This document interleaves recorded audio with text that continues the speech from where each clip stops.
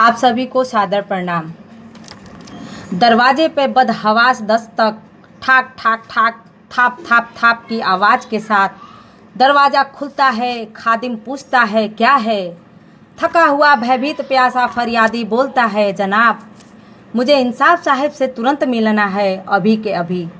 मुझे शिकायत करनी है कि यूपी, बिहार, गुजरात की सरकारें बहुत से फंसे हुए लोगों को बसों में भेजकर घर जाने के लिए उनके गृह जनपद पहुंचा रही है, जबकि पूरे देश में सबके लिए लॉकडाउन है। अरे इंसाफ साहब, उनसे क्यों मिलोगे? क्या तुम्हें पता नहीं कि इस देश में दोहरी नीति है? क्या तुम्हें पता नहीं कि गरीबों का कोई नहीं सुनता? क्या तुम्हें पता नहीं कि यह व्यवस्था केवल बड़े अमीर लोगों के बेटों के लिए है, जबकि तुम प्रवासी दिहाड़ी मजदूर हो? तुम किसी काम के नहीं, क्योंकि तुम्हारे पास दिमाग नहीं है। उद्योगपतियों की इस सरकार के समर्थन में तुम ना ही लिख सकते हो, ना ही बोल सकते हो, ना ही सोशल मीडिया पे प्रचार प्रसार कर सकते हो। इसलिए तुम कूड़े कचरे के लायक हो। जहाँ पड़े हो वहीं भूखे प्यासे चुपचाप पड़े रहो, अन्यथा लॉकडाउन के उल्लंघन में 10 लाठी पिटवाई के जेल में ठुसवाई देंगे। यह बात सुनते फरियादी सिर पे पांव रख के भागता है। साथियों, कोरोना संक्रमण को रोकने के लिए पूरे देश को लॉकडाउन किया गया। जो जहां है उन्हें वहीं रहने की सलाह दी जा रही है। लेकिन इस लॉकडाउन में महाराष्ट्र सरकार की कृपा से मुंबई के उद्योगपति कपिल बाधवन अपने परिवार के 23 लोगों के साथ 5 गाड़ियों में सवार होकर महाबलेश्वर पहुंच जाते हैं, जिससे गैर भाजपा सरकार होने की वजह से पूरे मीडिया में भूचाल आ जाता है, जिससे महाराष्ट्र सरकार को सभी के खिलाफ मुकदमा दर्ज करना पड़ता है, जिससे अनुमति देने वाले अधिकारी को भी हटाना पड़ता है।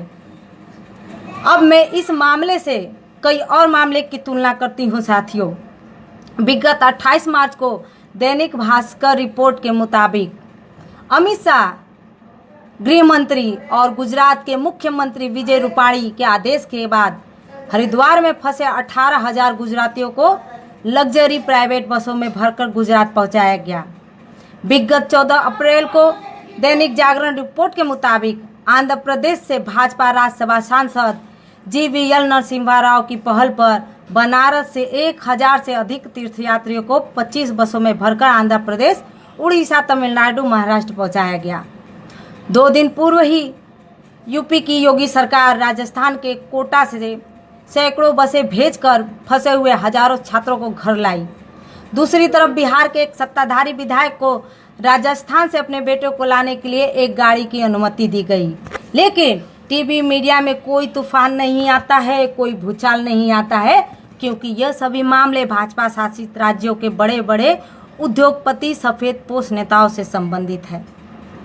साथियों, बिकाऊ टीवी अखबार मीडिया केवल सरकार का गुणगान करके देश को बर्बाद करने में अहम भूमिका निभा रही है, क्योंकि टीवी अखबार मीडिया का काम है सरकार से सवाल पूछना कि हे सरकार, इस लॉकडाउन में दोहरा मापदंड क्यों किया जा रहा है। सफेद पोश नेता, उद्योगपतियों, सेठों, साहूकारों, राजा महाराजा, बनिया सामंतवादियों, मंत्रियों, आला अधिकारियों, सांसद, विधायक, अमीर लोगों के बेटों को बसों में भेजकर घर जाने के लिए गृह जनपद तो पहुंचा दिए, लेकिन कई प्रांतों में फंसे प्रवासी दिहाड़ी मजदूरों को भी घर कब पहुंचाओगे? क्या इसके लिए लॉकडाउन नहीं था? इस कोरोना के महामारी का समुचित इलाज हेतु अस्पताल में मेडिकल किट की पर्याप्त व्यवस्था कब होगी? कामगारों को अप्रैल की तनख्वाह कौन देगा? गरीब दिहाड़ी मजदूर को घर का खर्चा कैसे चलेगा? बिजली पानी का बिल कौन भरेगा? रोज कमाने वालों का दिन कैसे कटेगा? अन्य प्रदेश में जगह जगह फंसे प्रवासी दिहाड़ी मजदूर को उनके घर तक पहुंचाने के लिए नोडल अधिकारी की नियुक्ति कब होगी? लेकिन इस देश का दुर्भाग्य है साथियों कि मीडिया 6 साल में कोई सवाल सरकार से पूछे ही नहीं, क्योंकि मीडिया पूरी तरह से बिक चुकी है, जिससे कुछ सामाजिक कार्यकर्ताओं को माननीय कोर्ट में मजदूरों को वापस अपने घर में भेजने के लिए याचिका डाली गई, क्योंकि सरकार गरीबों के मामले में सोई हुई थी और टीवी अखबार मीडिया बिक चुकी थी।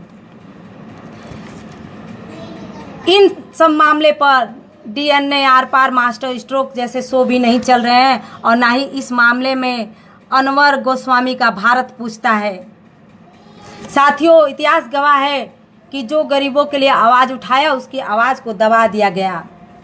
टीवी और प्रिंट मीडिया पर भरोसा न करें, क्योंकि सोशल मीडिया ही हम आप सबकी मीडिया है। इसलिए मेरे मुख से एक युगबोध निकलता है कि तीसरी नस्ल और भी जालिम है पत्रकारों की। तरवाल मुकाबिल हो तो अखबार टीवी निकालने वालों की। ये मालिकों को गरियाते हैं, लेकिन छापते दिखाते वही हैं जो वह चाहते हैं। यह धर्मनिरपेक्ष है, लेकिन खबरें धर्मोन्माद की छापते दिखाते हैं। दंगा, हत्या, लूटपाट, चोरी, डकैती, बलात्कार जैसे शानदार अवसरों पर इनके चेहरे की चमक देखने बनती है। इसलिए आपको एक आधुनिक लोक कथा भी सुनाती हूँ। साथियों, एक बार जंगल का राजा बंदर बना। बकरी आई, रोते हुए बोली, महाराज, भेड़िए मेरे बेटे को उठा ले गया। यह सुनते राजा एक डाल से दूसरी डाल पे कूदने लगा। बकरी चिल्लाकर बोली, महाराज, मेरे बेटे को बचाओ। महाराज जोर से बोले, पूरी कोशिश कर रहा हूँ, कोशिश में कोई कमी हो तो बताओ। तुम भी कोशिश करो, जल्दी से ताली थाली बजाओ। ताली थाली की आवाज़ सुनकर भेड़िया रुक जाएगा, और दीपक जलाओगी तो दीपक की रोशनी पाकर तुम्हारे बच्चे को वापस छोड़ जाएगा।